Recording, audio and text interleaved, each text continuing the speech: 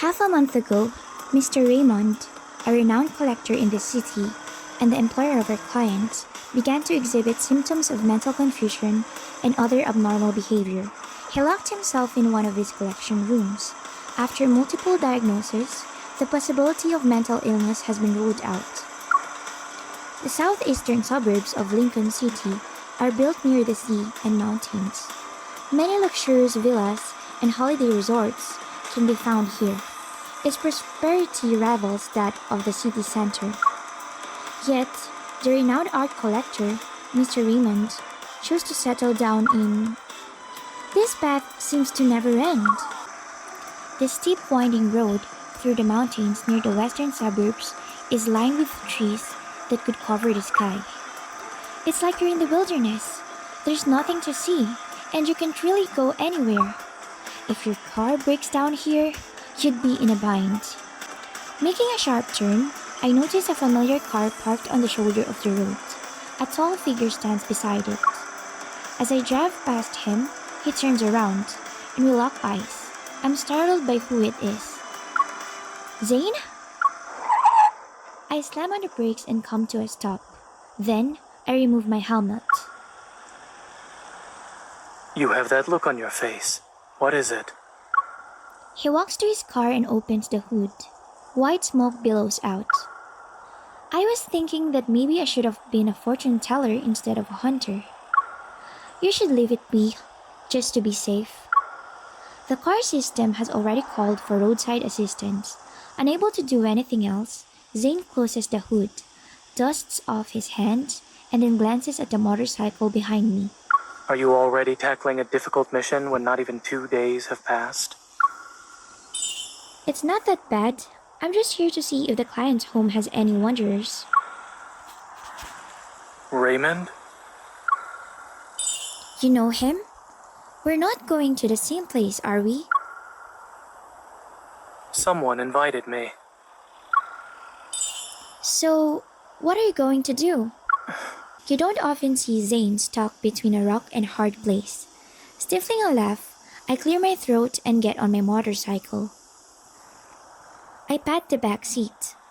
Come on, let me do my good deed for the day. I'll take you there. Will you be... Can your motorcycle do it?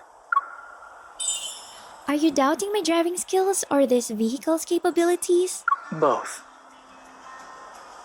Good luck climbing the mountain, Dr. Zane. Consider it a workout. I start up the motorcycle, and the air navigation system immediately plans out the route. Advent Navy says you're 13.5 kilometers away. At that moment, Zane sits behind me.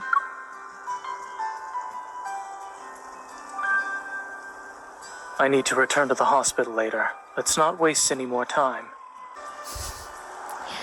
You're pretty good at going with the flow. Adaptability is a virtue. All right, buckle up and remain seated. Keep your arms and legs at your sides. I'm aware. As I step on the gas pedal, the speedometer needles jumps.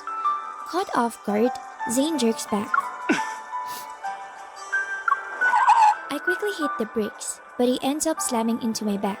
Could the driver think of her passenger's safety for a moment? Please?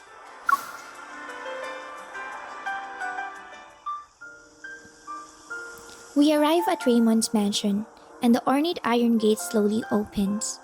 We're greeted by a desolate courtyard shrouded in eerie silence. The architectural style is of modern design and simplicity. A large pool surrounds it. The water surface a blanket of blue-green algae.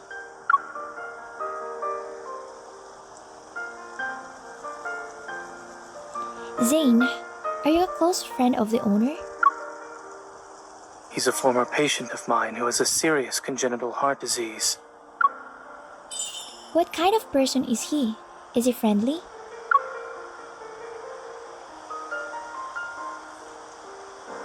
Nervous? Is it obvious? Zane silently glances at me. A little. This is my first solo mission after all. Weren't you nervous when you did your first surgery? If I said yes, would that make you feel better? Yeah. A hint of mirth flashes in Zane's eyes. I wasn't. I want to stomp on his foot, but I hold myself back and stomp on his shadow instead.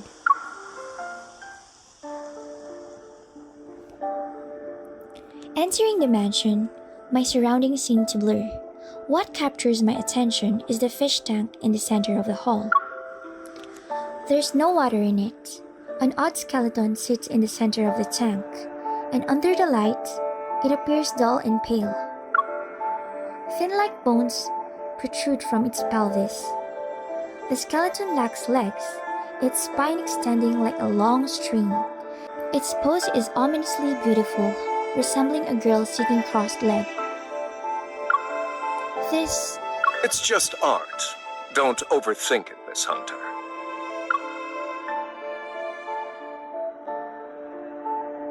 The butler suddenly appears. He bows before me and Zane. He doesn't question our arrival. He doesn't seem particularly interested in why we're here either. Hugging the fish tank is a spiral staircase that winds up all the way to the ceiling.